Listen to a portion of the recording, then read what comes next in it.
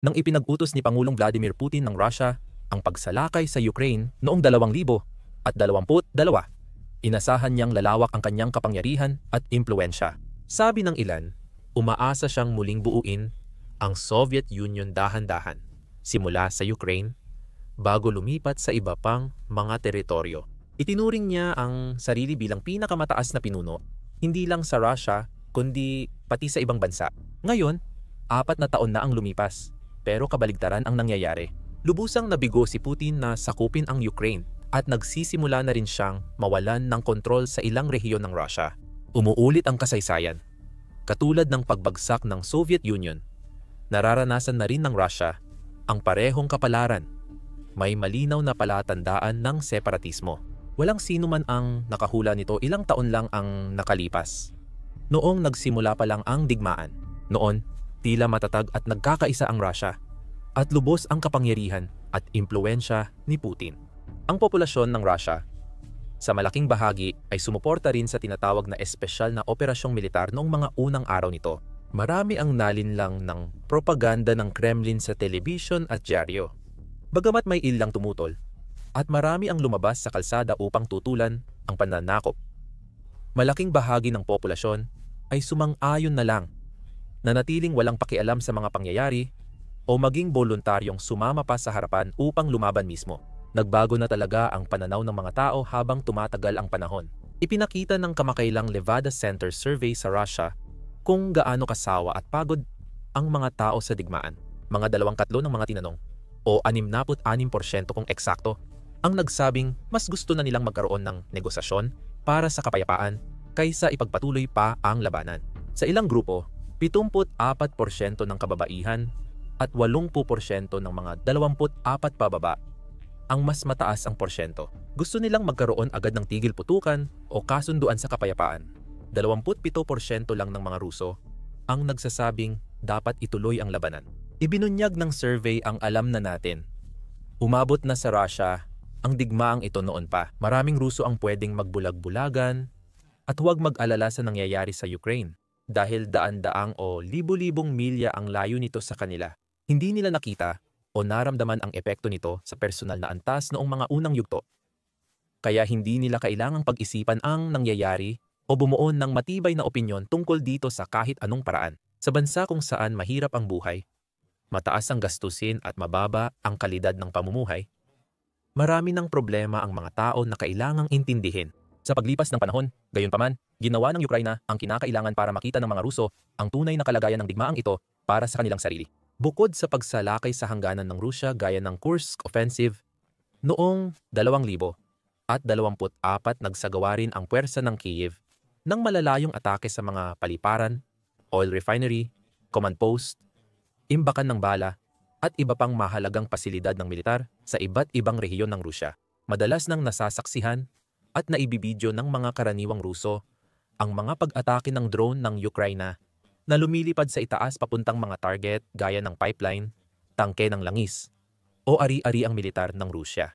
Ramdam din ng mga Ruso ang epekto ng digmaan sa iba't ibang paraan. Marami ang nakakita na ng isa o higit pang kakilala nilang nasugatan sa labanan. Halimbawa, o kaya naman ay namatay sa mga harapan ng labanan sa Ukraina. Ngayon, may bagong ulat na nagsasabing umabot na sa 14 na milyong kaswalti ang Rusya mula simula ng malawakang pananakop. Ang iba naman ay may mga kaibigan o kamag-anak na buhay pa ngunit hindi pa nakakauwi at napipilitan silang maghintay at mag-alala. Habang lumilipas ang mga araw, iniisip kung makikita pa ba nila ang kanilang mga kaibigan, ama, asawa, kapatid na lalaki, anak na lalaki, at iba pang malalapit na kamag-anak. O kung sila rin ay madadagdag na lang sa napakalaking bilang ng mga casualty ng Kremlin. Milyon-milyong mga Ruso rin ang nakararanas ng epekto ng digmaan sa kanilang pananalapi. Habang unti-unting pinahina ng bigat ng mga parusang ipinataw ng maraming bansa sa kanluran ang ekonomiya ng Kremlin, bumaba ang halaga ng ruble. Habang tumaas naman ang presyo ng mga pang-araw-araw na bilihin at mga pangunahing pangangailangan, kabilang na ang pagkain at gasolina. Maraming rehiyon sa Rusya ang dumaranas ng matinding krisis sa gasolina dahil sa planadong pag-atake ng Ukraine sa mga pasilidad ng langis.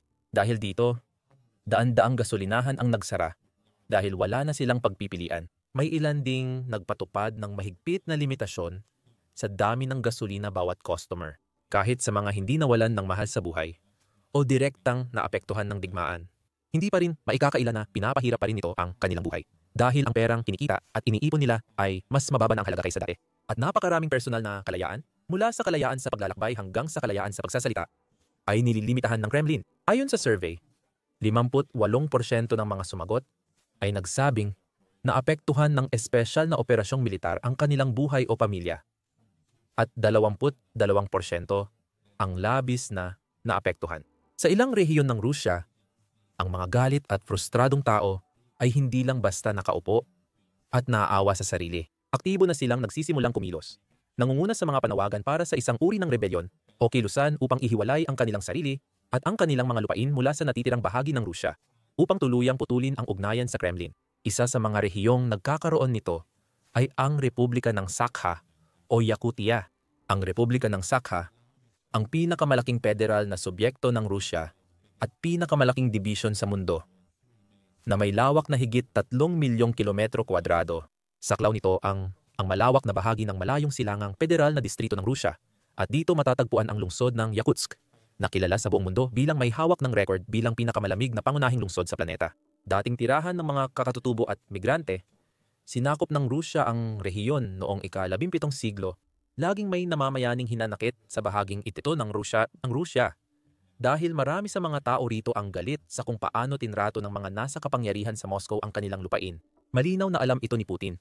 Kaya gumawa siya ng lahat ng paraan upang magkaroon ng ganap na kontrol sa rehiyon at pigilan kahit ang pinakamaliit na posibilidad ng anumang pag-aalsa. Nagpatupad siya ng mga reforma at restriksyon para higpitan ang autonomiya ng republika. At noong 2016 nagtatag pa siya ng isang programang pang-estado na tinawag na Far Eastern Sector, na nag-aalok sa mga mamamayang Ruso ng sarili nilang lupa kung handa silang lumipat sa rehiyon ng malayong silangan. Hindi na nakapagtataka na gusto ni Putin na mahigpit na kontrolin ang Sakha Republic dahil napakayaman ng rehiyong ito sa mahahalagang likas na yaman.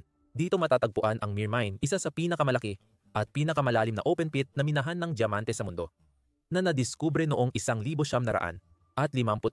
Ang pinakamalaking diamante sa Russia ay natagpuan ngayong taon na tumitimbang ng 400 at 68 karats. Ang Sakha ay mayaman sa ginto at gas na nagbibigay ng bilyon-bilyong dolyar sa ekonomiya ng Russia bawat taon.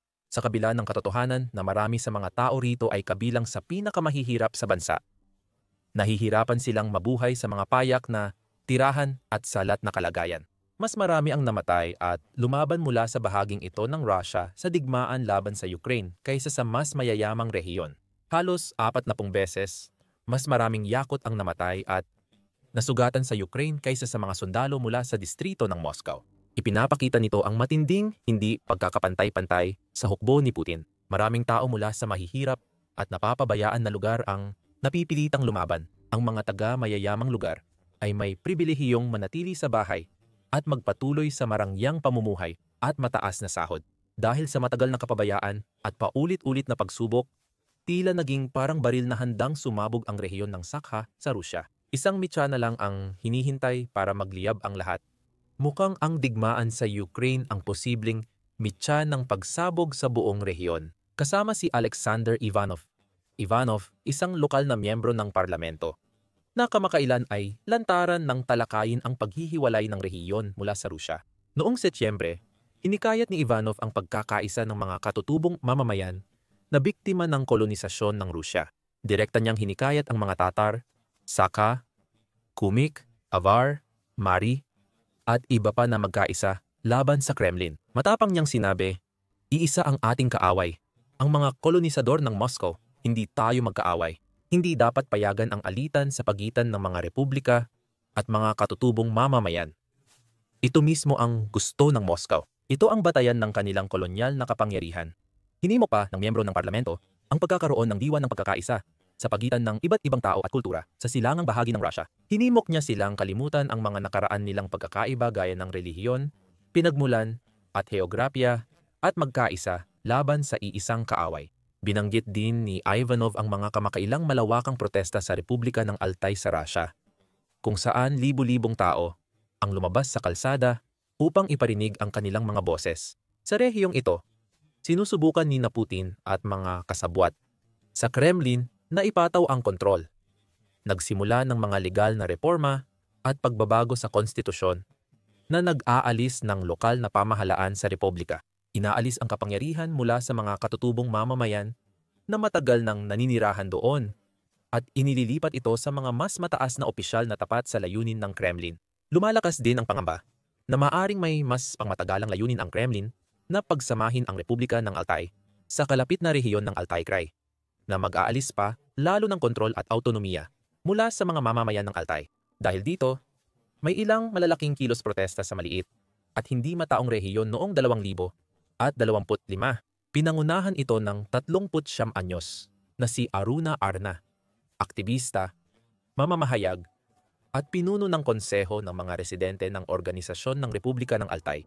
Hindi na nakagugulat, lalo pang hinigpitan ng Kremlin si Ana nang arestuhin siya ng puwersang Ruso noong Setyembre 24 dahil sa gawa-gawang paratang ng terorismo.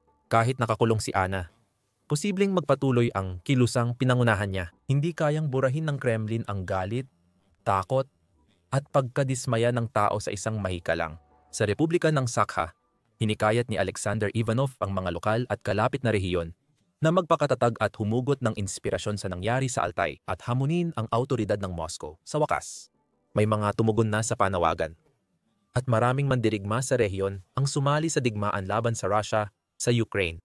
Maraming Yakut ang sumali sa Siberian Battalion ng Ukraine at lumalaban sa Russia. Nagbibigay sila ng inspirasyon sa marami nilang kababayan sa kanilang bayan at nangangarap ng hinaharap kung saan muling magiging malaya ang kanilang tahanan. Hindi lang sa Sakha Republic tumataas ang alon ng paglaban at pag-aaklas. Sa katunayan, sa rehiyon ng Ingushetia, nagiging mas mapanganib ang sitwasyon. Kung tutuusin, matatagpuan sa North Caucasus malapit sa Georgia, ang Republika ng Ingushetia, ang pinakamaliit na non-city federal subject ng Russia at tirahan ng mga katutubong Ingush. May populasyon na higit kalahating milyon. Isa ito sa pinakamahirap at pinakagulong rehiyon sa Russia, na may mahabang kasaysayan ng karahasan, korupsyon at krimen. Noon, ang maliit na republika na karamihan ay Muslim ay naging suna ng digmaan. Nagpapatuloy ang labanan sa pagitan ng English Liberation Army na nabuo noong 2023 at mga autoridad ng Russia. Buwan-buwan may nagaganap na pag-atake. Noong Hunyo, gumamit ng drone ang militanteng Ingles para atakihin ang border post ng Russia sa North Ossetia na ikinamatay ng 2 Federal Security Service opisyal. Noong Agosto, naganap ang sunod-sunod na panununog sa mga imbakan ng militar sa Dagestan. Kamakailan, naglabas ng video ang English Liberation Army na nagpapakita ng kanilang mga armadong tropa na nakaayos, nagpapatrolya at handang tumanggap ng utos. Sila ay bahagi lamang ng mas malaking kilusan na mabilis na kumakalat sa rehiyon ng Caucasus. May isa pang separatistang grupo na tinawag na Caucasus Liberation Movement. Binubuo ito ng mga Chechen, Dagestani at Ingles na nagkakaisang lumalaban sa iisang kaaway, ang mga kolonyalistang Ruso. Matalinong tumutulong ang Ukraine sa kilusang ito sa pamamagitan ng pagbibigay ng Main Intelligence Directorate ng mahalagang taktikal na impormasyon para suportahan ang mga mandirigma ng anti-kolonyal na paglaban. Kamakailan, nagawa ng kilusan ang isang eksaktong at mapanirang pag-atake sa isang Russian Teniente Colonel mula sa Counter-Sabotage Unit. Napatay ang opisyal kasama ang kanyang driver at katulong. Ang mga ganitong pag-atake ay nagpapadala ng mensahe at siguradong naririnig ito ng Kremlin ng malinaw at malakas. Sa buong Rusya, sawang-sawa na ang mga tao sa pagtrato sa kanila na parang mga hayop. Maraming anak, kapatid at asawa ang kinukuha sa kalsada at ipinapadala upang mamatay sa mga bukirin ng Ukraine. Pagod na sila sa pagsira at pagsasamantala sa kanilang bayan para yumaman ang mga elitista sa Moscow. At ayaw na nilang tiisin ito. Kung di tutulong ang Kremlin sa kanila, handang tumulong ang Kiev. Ganyan ang ginagawa ng Ukrainian Main Intelligence Directorate, pinangungunahan ni Kirilo Budanov, na nagbibigay inspirasyon. Pinapalakas ng mga separatista ang rebelyon at hinihikayat ang mga etnikong minorya at katutubong tao sa Rusya na lumaban sa Kremlin at magpahayag. Tinawag ng maraming analis ang estratehiyang ito bilang plano ni Budanov. Simple ngunit epektibo. Sa mga rehiyon gaya ng Sakha, Altai at Gushetia, ang ginagawa lang ng mga tauhan ni Budanov ay magsabi ng totoo. Sinasabi nila sa mga tao kung ano talaga ang nangyayari sa digmaang ito. Ibinibida nila ang mga katotohanan at estadistika na nagpapakita kung paano tinarget ng Kremlin ang mga minorya at mas mahihirap na rehiyon sa kanilang pagre-recruit. Libu-libong Yakut, Dagestani, Ingles, at iba pang katutubo ang ipinapadala nila sa mga libingan sa Ukraine. Ginagamit lang sila bilang parang mga itinatapong pambala sa walang saysay at walang katapusang digmaan. Sabi nila, kahit mas mababa sa 10% ng populasyon ng Russia ang mula sa mga rehiyong ito, halos 40% ng kontraktual na sundalo ay galing dito. Kapag narinig ng komunidad ang mga estadistikang ito at naunawaan nilang sila'y pinagsasamantalahan habang marangya ang buhay ng mga opisyal ng Kremlin at elitista sa Moscow. Ipinaalala nito sa kanila ang maraming halimbawa noon kung kailan ang kanilang lupa at mga tao ay minamaliit at hindi itinuturing na mahalaga o tao na, sa kalaunan, hindi maiiwasan, nagdudulot ng matinding galit na namumuo mula pa sa salinlahi hanggang salinlahi. Patuloy na tumitindi at handang sumabog anumang oras. Aktibo ang mga Ukranya intelihensya at nakikipag-ugnayan sa mga taong gustong magdala ng pagbabago. Lihim na network ng mga rebeldeng aktivista at ipinatapon. Nagbibigay sila ng impormasyon, pagsasanay, at lohistika para matulungan silang magsimula ng paglaban sa kanilang mga tagapaniil mula sa Kremlin. Mula sa pananaw ng Ukraine, panalo sila sa kahit anong mangyari. Habang lumalala ang kaguluhan at hindi pagkakaunawaan sa loob ng Russia, lalong humihina ang Kremlin. Habang nahahati ang lipunang Ruso, lalakas ang galit ng tao at mababasag ang imahe ni Putin bilang makapangyarihan at kontroladong leader. Bukod dito, kung gagamitin ng Russia ang pera, kagamitan, at sundalo para sugpuin ang pag-aalsa sa sarili nitong rehiyon, mas kaunti silang yaman laban sa Ukraine. Hindi lang mga katutubo at etnikong minorya ang napapagod sa digmaan at sa gawain ng Kremlin. Gaya ng pinatunayan ng nabanggit na survey, karamihan sa mga Ruso, anuman ang kanilang edad, pinagmulan o background, ay sabik ng makita na matapos na ang labang ito. Iilan lang ang sumusuporta sa posibilidad ng patuloy na aksyong militar sa Ukraine at marami ang desperadong nais bumalik sa isang mapayapang kalagayan. Ito ang kinakatakutan ni Putin.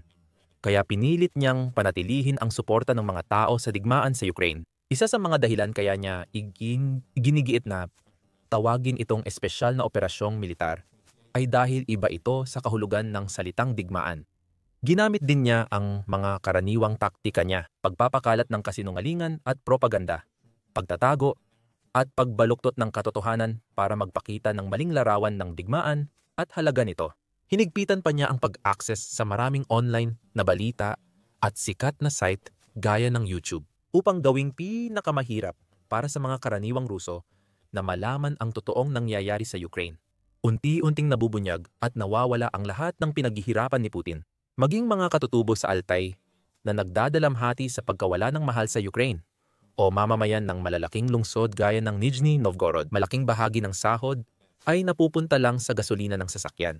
Maraming Ruso ang ngayon lang nakakaranas ng epekto ng digmaan. At habang lumalala ito, mas lalo silang nagagalit. Maaaring panahon na lang ang hinihintay bago tuluyang mabahagi ang Russian Federation dahil sa mga bulong ng rebelyon at sumusulpot na separatistang kilusan. Alamin kung paano lumalala bawat araw ang sitwasyon para kay Vladimir Putin sa video na ito. Tingnan mo kung paano pati ang sariling mga propagandista ng presidente ay nagsisimula ng tumalikod sa kanya, kung saan isang Russian television host kamakailan lang ang umamin na hindi kailanman mabibigo ang Ukraine. Panoorin ang video na nagpapakita ng nakakagulat na estadistika sa nabigong opensiba ng Russia ngayong tag-init at epekto nito sa hinaharap na digmaan.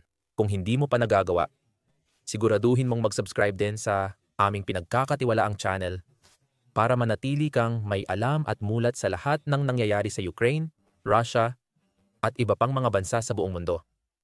At salamat sa panonood.